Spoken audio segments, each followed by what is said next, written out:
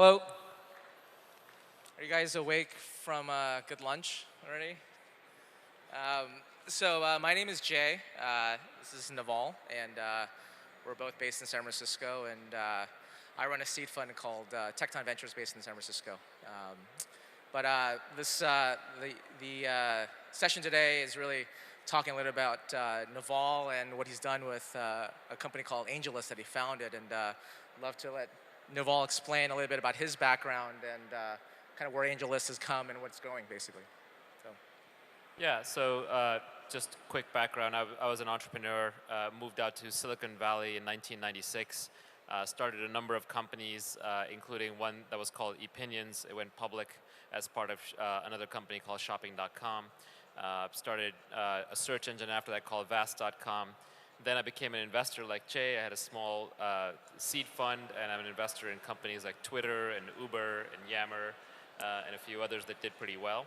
And along the way, I decided that at least in Silicon Valley, the startup investing ecosystem was becoming much larger. It was becoming a real community.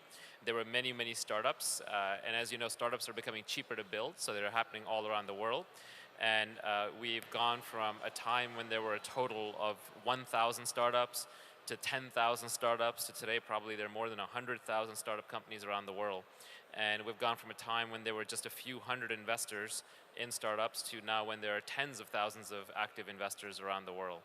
And so there needed to be a way to organize all of this and to help introduce startups to investors and to connect startups to other resources that they needed. And we knew it had to be online. The startup industry can't exist completely offline. After all, we're in the business of technology. And so in early 2010, we created Angelist. And today, Angelist has about over 100,000 startups on there. We have about 25,000 investors. 2,000 of those startups have raised money from investors that they met on Angelist. About $15 million a month gets raised by startups on Angelist through investors they meet on Angelist. And we've also added a talent side where you can recruit from other startups that have failed on Angelist. And so today we have about 4,000 startups recruiting. We have about 70,000 candidates who are looking for startup-related jobs. And we place a couple of hundred hires every week. Every week, a few hundred people get hired by startups on Angelist. And so we built this platform. And most recently, we launched a product that allows angels to become VCs on Angelist. So they can sort of gather funds on the fly. They can get people to back them as they make investments and become mini VCs. We call that syndication. And that these syndicates make it very easy for a good investor to bring their friends and other investors behind them into investing. And since we launched that about 9 months ago, we have done probably over 80 syndicated deals completely online. So you're seeing investments happen completely online.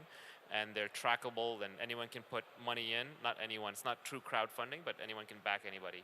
So that's kind of our current thing we're working on. I guess one of the questions I do have, because I've had intimate experience with Angelist, and I guess as an investor and being an entrepreneur right now, what are the pressing issues that keep you up at night with Angelist as you've evolved the product, the vision, and the business? And where is it going for the next generation? But what are some of those issues that you struggle with on a day-to-day? Angelist is a startup just like all the startups in the audience and out on the floor. And so we have a team of developers and designers, and we will build product and we write code, and we're always working. Obvious things for us are keeping the community engaged. It's a very transactional site, so it's not necessarily something you're going to visit every day. Keeping investors like yourself active and coming in to check out companies and refer your companies and to recruit. We work hard to make sure that the best companies meet the best investors and get enough capital. We operate in a highly regulated space, so we have to comply with all the US regulations, especially where we're helping companies raise money. We're trying to get regulatory clearance in Europe, so we can do the same thing in Europe. We're not able to do a lot of the online things in Asia because the jurisdictions are also different and the money transfer laws are all very different. things that keep me up at night. It's a very complex product and a very complex site. It's somewhere between a business-to-business product and a consumer product. It's a very complicated industry. Everybody has their needs. So it's a hard product to build, but we've taken on a big challenge. We're trying to solve an original problem that no one has solved before. I think one of your interviews, you talk about this concept around escape velocity. And I guess if I were to describe for the audience what that term means to you as you're running this company as well, and maybe other examples that you've seen that have achieved escape velocity. Yeah, escape velocity, it's a term that comes from launching rockets into space. And escape velocity means that you're basically moving quickly enough that you will break out of the Earth's orbit. You'll break out of the gravitational pull and your rocket won't crash back down to Earth and you'll die. So the question just is, once you've hit escape velocity, you're far enough out that you're going to make it somewhere. You may not make it all the way you want it to go to, and it may not be a pleasant journey, but at least you're going to make it somewhere. And for most startups, startups are extremely difficult to do. And one of the things that makes the tech industry and the Silicon Valley culture great is that they forgive failure. They embrace risk. Because one of the secrets here is that almost all startups fail. Very, very, very few startups succeed. And so as an entrepreneur, knowing that you have hit escape velocity is a huge relief, because it lets you know that at least you will get somewhere. And escape velocity can be measured in many different ways, but essentially it boils down to knowing that you have achieved so much and you're achieving it so quickly that the market is now pulling the product out of you. There is demand for what you're doing, and it's organic demand, it's real demand. The demand is coming to you. The customers are coming to you and asking you for the product instead of you having to convince people or push people or sell people. And very few companies actually hit escape velocity. I'm not even sure Angelist has hit escape velocity in some ways. I think we have in some respects, but not in all respects. Well, is it different from critical mass? I guess if you were to think about it. Different than critical mass? I guess they're all trying to get at the same thing, which they're trying to say some measure of success beyond which success is more likely than failure. You're closer to more success than you are to failure. And so critical mass comes, it's funny that these physics terms keep getting used. Critical mass is a term that comes from nuclear reactions, which is probably not a great subject to discuss here, but it's basically when you get enough plutonium or uranium together that it's going to detonate or create nuclear reaction. So in the startup context, that means you've got enough people in your community together, customers, partners, basically people who are using your product, that they will provide value to each other, and you have enough critical mass that there will be a reaction that will then pull in more customers and more of your market. Are there any examples that you've seen that your companies that you've involved with that kind of obviously have achieved this escape velocity? I guess think about what are some of the success factors that got them there essentially? I mean, I think we tend to focus on companies that are extremely successful at the beginning. So if you look at companies like Uber, they became very, very successful very, very quickly. That was a case of the right product at the right time, executed in the right way into a huge market. And those are obvious looking back, but those are actually very, very rare. More of the successes are like, for example, like Twitter or Yammer, which is they take a long time. You have to spend a long time just working at it. And when you're building a startup, you are competing against the best people in the world, no question. So you have to be the best at your game. And everyone's intelligent, and everyone's hardworking. But there's only so much hard work you can do. And we all know people who are very intelligent but not very successful. Academia in colleges and universities are full of them. So I find what really sets the winners apart from the losers over the long term is persistence. Who just stays with it for 10 years. And we'll just grind it out and make it happen no matter what. So I guess I want to jump into a little bit about some of the current funding and startup market sort of learnings that you've seen. But I guess what's the scariest thing you've seen happen right now in the venture industry with investors and startups right now? The scariest thing, there's always scary things going on because startups are very risky, and the business of investing in startups is very emotional, and these are handshake transactions that happen very fast. So you're always going to have risk and scary things going on. But startup investing is very small. It's actually a very small amount of money going into a small amount of people. When it gets scary is when it gets closer to the public markets. When you have companies that shouldn't be public going public at inflated valuations that then later crash, and they sort of create a negative atmosphere for us. But it's worth it. It's okay to have some destruction, some loss. For example, I've heard in Korea here, you're probably going to have 3 huge IPOs this year between Coupang, which I know you're involved in, congratulations, Kakao, and Line. And that, if that plays out like it has in other parts of the world, that's going to change the Korean startup landscape, because it's going to create all these very wealthy people who are very comfortable with risk, who know startups, love startups, and want to see more startups exist. So if done right, that can create a community from here that can launch Korea into orbit as a startup scene. For example, if you look at other startup hubs around the world, Silicon Valley is obviously the #1, but a lot of people argue New York is #2, but New York has had no recent tech IPOs, none. So if Korea is going to have 3 in 1 year, Seoul really has a chance to put itself on the map as a permanent standing tech ecosystem. So last night we were hanging out, and one of the things that you mentioned was we were drinking, so you're not allowed to. Yeah, we were hanging out. Call those back on me.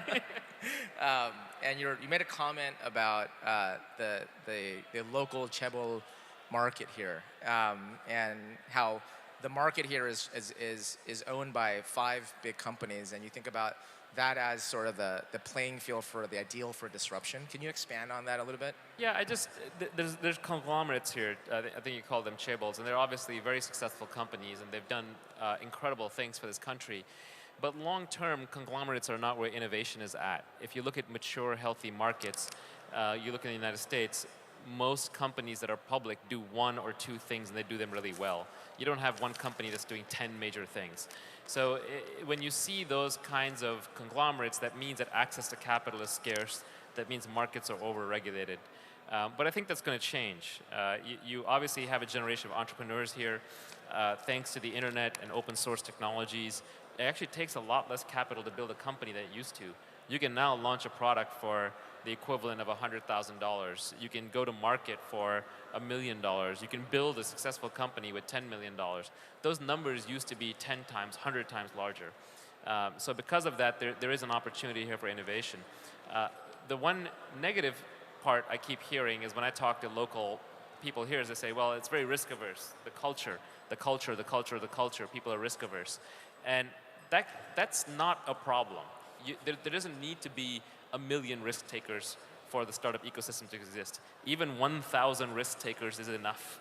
If there's 1,000 people who are comfortable with risk, and let me tell you, there's no real risk in startups. Yes, it's painful. Yes, it's hard. Yes, you might spend a few years of your life. But what you learn will make you better at anything you choose to do afterwards. And I don't think you're going to starve. I don't think we're back at that level of risk. So given that, take the risk. Well, I guess if you, I think Fred Wilson has an interesting piece about, what is a successful startup hub, and he sort of comments a little bit about it's a generational, each generation multiplies and it learns and applies. I mean, do you agree with that, or how do you think about, what are some of the success factors of building a hub in Korea or in New York and other places? Hubs are organic things. They're hard to construct. But what you can do is you can do a set of things that don't destroy them. So having less regulation is good. Supporting a culture of risk takers is good. Having good venture investors is good. And I've actually been pleasantly surprised how many good VC firms there are in Korea. But there need to be more seed funds. There need to be more angels. There need to be exits. There need to be big IPOs. The founders and the early employees at those companies who are going to make money need to be encouraged to invest in the next generation of companies. The tax laws have to be favorable. I don't think it's a coincidence that the weather is good in Silicon Valley. Good weather helps. Being near lots of universities helps. These days, design is very important, so people who have a good design sense helps. I was in Hongdae, am I saying that right? Near Hongdae University. And there's obviously a good design sense there. There's a lot of creativity, a lot of good energy there. You combine that with technical talent, and it's great. Technology is key. This is the business of technology, which means that most companies should mostly be full with engineers, not with people with business degrees, not with people with art degrees. So there needs to be a culture that celebrates technology and technologists. So this is a question, change topics a little bit around sort of the VC and seed model changing rapidly. There's a lot of emerging ecosystems and accelerators and new managers segmenting across the seed and venture community, which is a sign of maturity. I guess what's your view on, I guess, the musical chairs that's happening in the seed and venture investing climate right now in Silicon Valley?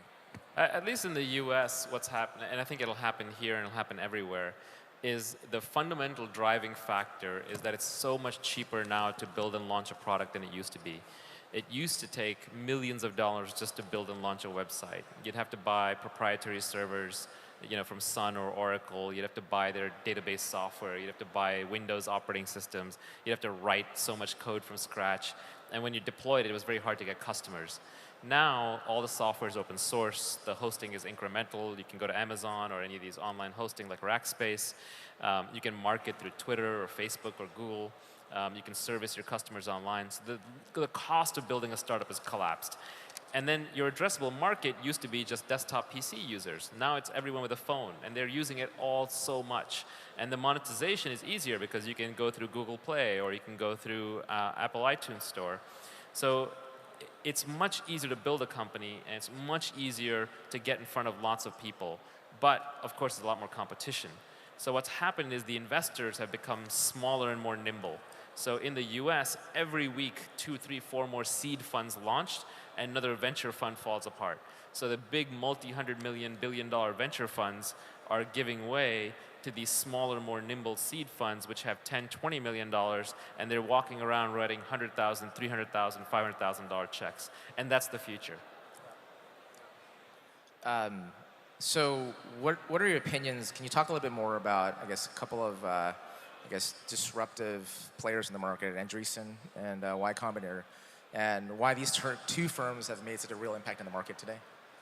Yeah, there hasn't been a lot of innovation in venture, partially because it's hard to do, and partially because venture is so lucrative. It already makes so much money that if you're a good venture capitalist, you don't have much of an incentive to change.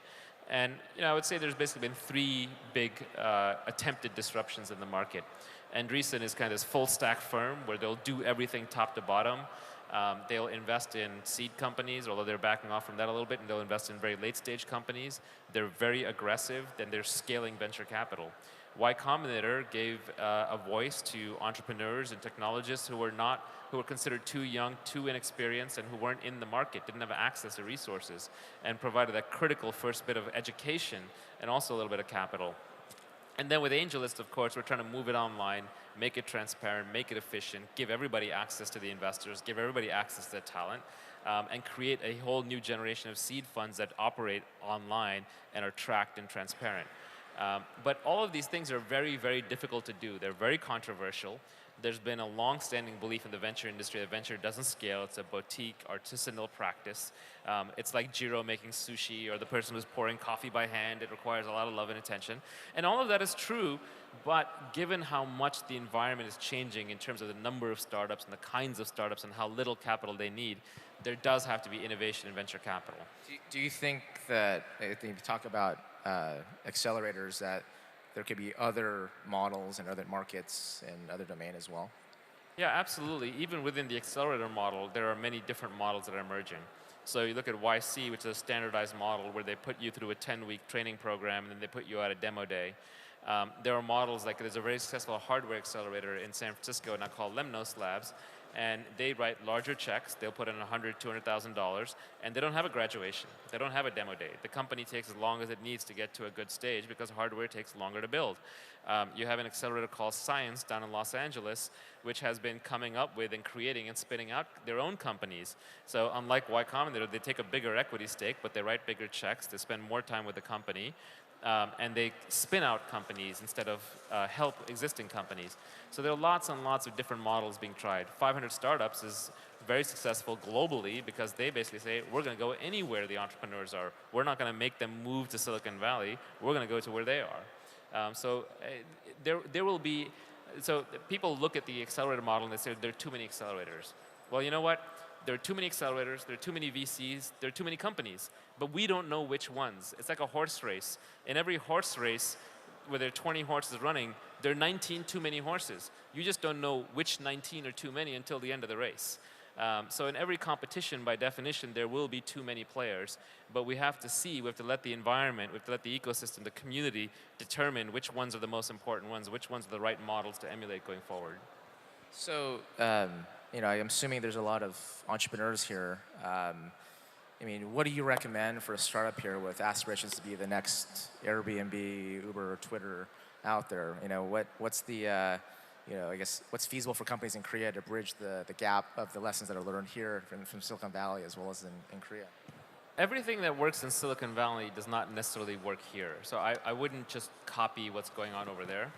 I would say in Korea, you have a couple of things to consider. Firstly, you have probably the most connected online population in the world. So you can try things that require a very high density of users that nobody else can, that require very high bandwidth that nobody else can. So take advantage of that. Second, you're on the doorstep to Asia. China is right next door. And so you have to figure out quickly how you can build something that can appeal to that market as well. Because if you're in a small market, you still do the same amount of work. You just get paid a lot less than if you're in a big market. And your venture investors know that, so they don't want to invest in a company that's geographically limited.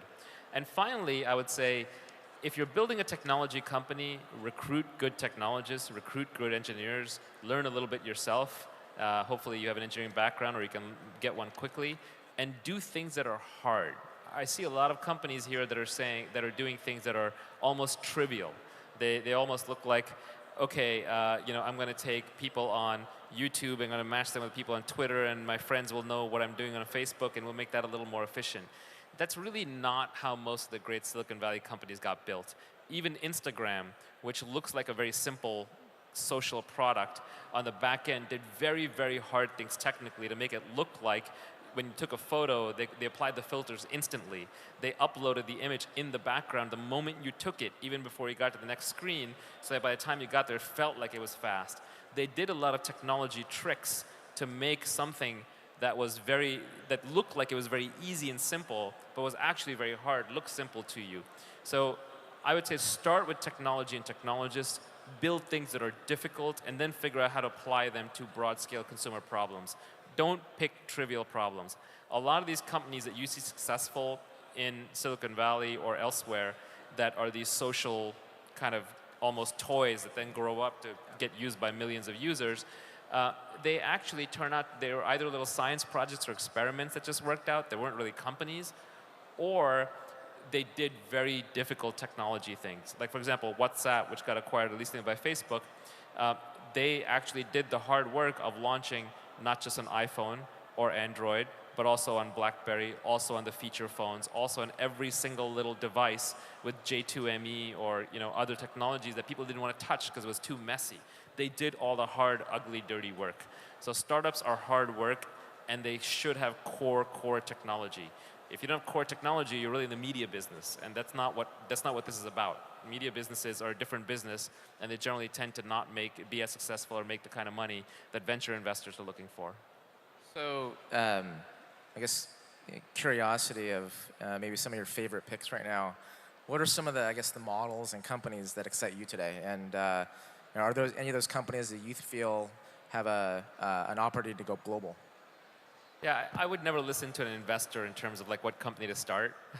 And the moment, because if I knew what companies you should go start, I'd go start them. And it's not about that. It's about what you know more than anybody else in the world about and what you're passionate about and you'll stick with for 10 years, because that's what it takes. That said, there are a couple of broad spaces that I'm excited about, but I think they require deep technology expertise. Bitcoin, the blockchain, cryptography are all becoming very, very interesting because they point the way towards true decentralized infrastructure for the web. So I think that's fundamental technology. If you look at what's happening with drones, the flying drones, I don't know yet what the applications are on the consumer side. They're mostly business applications or military, but there's a lot of technology being built there. 3D printing has a lot of promise. Hardware is becoming more social, more connected, cheaper. Something interesting is going to happen there. So I look at more kind of the deep technology plays. The sharing economy is huge. Everything from sharing cooking and kitchens to cars to houses to cleaners to whatever, to laundry to groceries is really taking off in Silicon Valley. I'm sure there are even versions of that that apply in Korea and China that don't apply in other markets. So there are things that people probably here need and use that they share, but can be shared much more efficiently using mobile phones and broadband. So I think the sharing economy is another really good place. Those are marketplace businesses, so you have to basically ramp the supply side where you have someone providing the service and the demand side, consumers of the service at the same time. But if you can pull it off, you build an incredible business. Is there an idea or a business that you've seen in the past, if you weren't running Angelist, that you'd want to start again, or? That I want to start? Yeah. I mean, I want to start them all. I want to see them all exist, which is part of the reason why I do Angelist, so I can be connected to all the companies. But yeah, there's hundreds or thousands of great ideas. There's no limitation to good ideas. It's all about your execution. I guess thinking about the current late stage financings and this whole unicorn hunting world of venture, as there's more pre-IPO and hedge funds coming in, is this a good or bad thing? And what's your, can capital truly be differentiated, I guess, in the current market? Yeah, I don't know if it's necessarily about good versus bad. It's just inevitable because it used to be that 1 out of 3 startups would raise money in the next round, and maybe 1 out of 10 would turn into a big company. Now it's more like 1 out of 5 or 1 out of 10 will raise money in the next round, and 1 out of 100 will turn into a big company. But the one that does turn into a big company turns into a gargantuan company very quickly. It just becomes huge, becomes like a Godzilla in a very short period of time.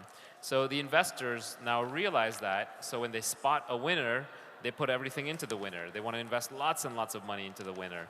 And there's a few of those. So I just think those opportunities have become obvious. So the hedge funds and the private equity funds are not going to wait until a company goes public and then pay a multi-billion-dollar valuation. They're going to come in and compete with venture firms and at a $100 million valuation. That said, that's not where most of the market is. Where most of the market is, they're still trying to figure out, how do I spot these companies before they're obvious to everybody? And obviously, it's hardest for the entrepreneurs who only get to make one investment with their life over the next 10 years while they build a company. And so if you're starting a company, go slowly. Don't start a company based on some idea you had over the weekend with your friends. Because if you had the idea in a weekend, you'll get bored of it in 1 weekend when the whole thing goes bad. Or you'll jump out after 1 weekend when things are not working the way you plan. You should have deep knowledge and deep conviction of what you're working on, so that even when everybody else tells you it's going to fail, or when you hit the bumps that you always will, you have the courage and the conviction to keep going. So for a lot of the aspiring entrepreneurs out there right now, obviously fundraising is a critical component of this right now. And so I guess what are some of the things that you look for in an investor, whether it be a seed investor and as you grow to a venture investor and post? What are some of those things that matter? Yeah, seed investors and venture investors actually look for the same things. And the reason is because you can't go to an angel or seed investor and say, this is not good enough for venture ever, but this is good enough for you because you have lower expectations or we're raising less money. The problem is that seed investors know that eventually their successful companies will have to go raise venture money. So they will eventually be held to the standards that venture capitalists hold companies to. So therefore, seed investors look for the same thing that venture investors look for.